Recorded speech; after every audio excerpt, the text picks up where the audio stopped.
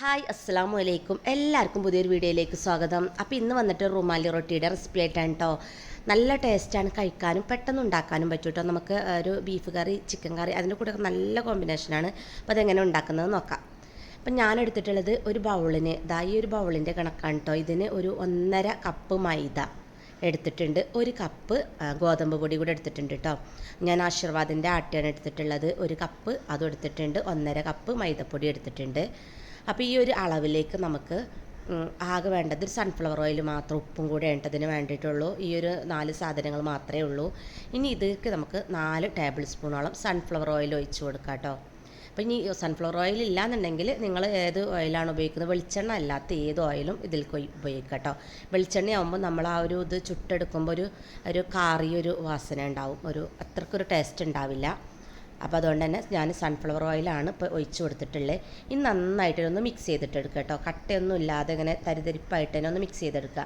കട്ട ഉണ്ടാകുമ്പോൾ നമുക്ക് അതിലേക്ക് ഉപ്പൊന്നും പിടിക്കില്ല ആ ഒരു ഭാഗത്തേക്ക്, അതുകൊണ്ട് നന്നായിട്ടൊന്ന് മിക്സ് ചെയ്തിട്ടെടുക്കാം. കണ്ടില്ലേ, ഇതേപോലെ കൈ വെച്ചിട്ട് കണ്ടില്ലേ, ഇതേപോലെ ഒന്നിങ്ങനെ ഇതാക്കി കൊടുക്കണം കേട്ടോ. അപ്പോഴാണ് ആ ഒരു കട്ടയൊക്കെ ഉടഞ്ഞ് കിട്ടുള്ളൂ. ഇനി ഇതിലേക്ക് നമുക്ക് പച്ചവെള്ളം തന്നെയാട്ടോ ഉപയോഗിക്കുന്നത്. ഉപ്പിട്ടിട്ട് പച്ചവെള്ളം ഒഴിച്ചിട്ട് കുറച്ച് ഇട്ട് ഒഴിച്ചിട്ട് നമുക്ക് നന്നായിട്ട് തന്നെ ഒന്ന് കുഴച്ചെടുക്കണം.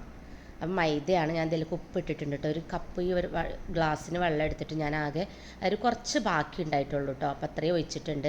കുറച്ച് ഒഴിച്ചിട്ട് വേണം, മൈദയാണ്, വെള്ളം കൂടിപ്പോയാൽ പിന്നെ ഒന്നും ചെയ്യാൻ പറ്റില്ല.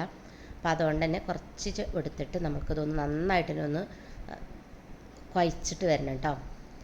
നല്ല എന്താ പറയുക, നമ്മളൊരു ചപ്പാത്തി ഉണ്ടാക്കുന്ന ലെയർ ഒന്നും കൂടെ സോഫ്റ്റായിട്ട് കിട്ടണേ, എങ്കിലത് നന്നായിട്ട് വെന്തൊക്കെ കിട്ടുള്ളൂ. അപ്പോൾ ഞാൻ നന്നായിട്ട് തന്നെ ഒന്ന് ആക്കിയെടുത്തിട്ടുണ്ട്.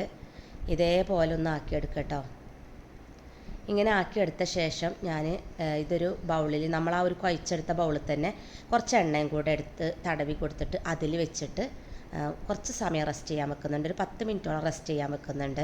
സമയം ഉണ്ടെങ്കിൽ അത്ര അധികം വെക്കാം. ഇനി സമയമില്ലെങ്കിൽ പെട്ടെന്ന് നിങ്ങൾക്ക് ഉണ്ടാക്കണം എന്നുണ്ടെങ്കിൽ അങ്ങനെ ചെയ്യാം. റെസ്റ്റ് ചെയ്യുമ്പോൾ നമുക്ക് നല്ലൊരു സോഫ്റ്റായിട്ട് കിട്ടും കേട്ടോ. അതിന് വേണ്ടിയിട്ടാണ്. മുകളിലും കുറച്ച് എണ്ണ തടവി കൊടുക്കുക കേട്ടോ.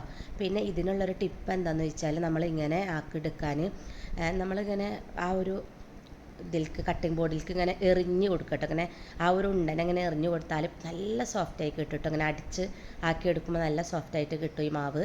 അപ്പോൾ ഇനി ചെറിയ കഷ്ണങ്ങളാക്കി എത്രയും നമുക്ക് വേണ്ടത് ആ ഒരു റൗണ്ടിനനുസരിച്ചിട്ടുള്ള ഓരോ പീസാക്കിയിട്ട് എടുക്കാം. എന്നിട്ട് ഇതുപോലെ നമുക്ക് നന്നായിട്ടൊന്ന് കയ്യിൽ വെച്ചിട്ട് ഇതുപോലെ ആക്കിയെടുക്കുക കേട്ടോ. ഇനി ഇതിൻ്റെ മുകളിൽ ഞാൻ ഇത്തിരി സൺഫ്ലവർ ഓയിൽ കൂടെ തടവി കൊടുക്കുന്നുണ്ട്. അപ്പോൾ ഇത് ഓപ്ഷനിലാണ്, നിങ്ങൾക്ക് വേണമെങ്കിൽ ചെയ്താൽ മതി, ഇല്ലെങ്കിൽ പൊടിയിട്ടിട്ട് സാധാ ചപ്പാത്തിയൊക്കെ പരത്തിയെടുക്കുന്ന പോലെ ചെയ്താൽ മതി കേട്ടോ. ഇങ്ങനെ ഞാൻ പൊടിയൊന്നും ഇല്ലാതെ നമ്മൾ ഒരു പൂരിയുടെ പോലെ ഉണ്ടാക്കിയെടുക്കുമ്പോൾ ഒരു വേറെ ടേസ്റ്റാണ് കേട്ടോ, നല്ലൊരു ടേസ്റ്റാണ്. മറ്റേ ചിലക്ക് സാധാ ഒന്നും എണ്ണയൊന്നും ആക്കാതെ നെയ്യൊന്നും ആക്കാതെ എടുക്കുമ്പോൾ അത് വേറെ കേട്ടോ. ഞാൻ സാധാരണ ഇതുപോലെയാണ് ഉണ്ടാക്കല്. റുമാലി റൊട്ടി ആകുമ്പോൾ അതിൻ്റെ ആവശ്യമില്ല കേട്ടോ, നെയ്യിൻ്റെ അല്ലെങ്കിൽ എണ്ണയുടെ ഒന്നും ആവശ്യമില്ല. നമ്മൾ സാധാ പൊടി ഇട്ടിട്ട് പരത്തിയെടുത്താലും മതി കേട്ടോ. അപ്പോൾ ഇതുപോലെ അത്ര കട്ടിയൊന്നും വേണ്ട, സാധാ നമ്മൾ ചപ്പാത്തിയുടെ ആ ഒരു കട്ടി മതി കേട്ടോ. അപ്പോൾ ഞാനിത് നെയ്യ് വെച്ചിട്ടാണ് ചുട്ടെടുക്കുന്നത്, അതുകൊണ്ട് തന്നെ കുറച്ച് നെയ്യ് ഞാൻ ഈ ഒരു പാനിൽ തടവി കൊടുക്കുന്നുണ്ട്. എന്നിട്ട് നമ്മളെ ഈ ഒരു ഇതിട്ടിട്ട് മറിച്ചും തിരിച്ചിട്ടിട്ട് ഒന്ന് വേവിച്ചെടുക്കുകയാണ് കേട്ടോ.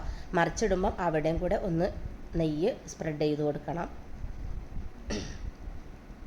കണ്ടില്ലേ, ഇതേപോലെ തന്നെ ഒന്ന് മറിച്ചിട്ടിട്ട് ഒന്ന് കഴിക്കട്ടോ. അപ്പോൾ ഇതൊരു പൊറോട്ടയൊക്കെ കഴിക്കുന്ന ആ ഒരു ഇതാണ് കേട്ടോ. അത്രയും ഒരു ടേസ്റ്റാണ്. വെറുതെ കഴിക്കാൻ, ചായയുടെ കൂടെയൊക്കെ വെറുതെ കഴിക്കാനും ടേസ്റ്റാണ്. അല്ല കറി, ഏത് കറി നമുക്ക് ഇതിൽ കൂടെ ഉപയോഗിക്കാം കേട്ടോ. അത്രക്കും ടേസ്റ്റാണ്. പിന്നെ മറിച്ചിട്ട് കൊടുത്ത് നന്നായിട്ട് പൊള്ളച്ചക്കട്ട വരും കേട്ടോ. കണ്ടില്ലേ, ഇതേപോലെ പൊങ്ങി വരും, നല്ല അടിപൊളിയായിട്ട് തന്നെ വെന്ത് കിട്ടും. അപ്പോൾ 2 ടൈപ്പിലും ചുട്ടെടുത്തിട്ടുണ്ട് കേട്ടോ. മറ്റേ ഒന്നും ആക്കാതെ വെറുതെ പൊടിയിട്ടിട്ട് ഉണ്ടാക്കിയെടുത്തിട്ടുള്ളതും ആക്കിയിട്ടുണ്ട്, ഇതുപോലെ നെയ്യിലും ആക്കിയെടുത്തിട്ടുണ്ട് കേട്ടോ. അപ്പോൾ ഇത് കണ്ടില്ലേ, ഇതിപ്പോൾ നമ്മൾ അങ്ങനെ ആക്കിയെടുത്തിട്ടുള്ളതാണ്. കണ്ടില്ലേ, സാധാ ചപ്പാത്തിയൊക്കെ ആക്കുന്ന പോലെ തന്നെ എണ്ണയൊന്നും തടവാതെ ആക്കിയെടുത്തിട്ടുള്ള കേട്ടോ. അപ്പോൾ ഇതിലേറെ ഒന്ന് ടേസ്റ്റ് കഴിക്കാനും അതാവട്ടെ, ആ ഒരു നെയ്യ് പുരട്ടിയതാണ് ടേസ്റ്റ് ഉള്ളത്. അത്രയേ ഉള്ളൂ, ഒരു മാറ്റവും ഇല്ല. റുമാലി റൊട്ടി എന്ന് പറയുമ്പോൾ ഇതുപോലെയായിട്ട് ഉണ്ടാക്കിയെടുക്കുന്നത്.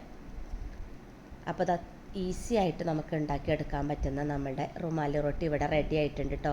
അപ്പോൾ തലേന്നൊക്കത്തെ ബീഫൊക്കെ ഇട്ടതിക്ക് ഏറ്റവും നല്ല കോമ്പിനേഷൻ ഞാൻ അങ്ങനെ ചെയ്തെടുക്കൽ. തലേന്ന് ഉണ്ടാക്കിയ ബീഫൊക്കെ ഉണ്ടെങ്കിൽ രാവിലെ അതിലേക്ക് പെട്ടെന്ന് ഉണ്ടാക്കിയെടുക്കാൻ പറ്റുന്ന ഒരു ഇതാണ് കേട്ടോ. ചപ്പാത്തിയിലേറെ ടേസ്റ്റ് ഉണ്ടാവും, കുട്ടികൾക്കൊക്കെ ഇഷ്ടാവും ചെയ്യും കേട്ടോ. അപ്പോൾ നിങ്ങൾ എന്തായാലും ഒന്ന് ട്രൈ ചെയ്ത് നോക്കൊണ്ടും.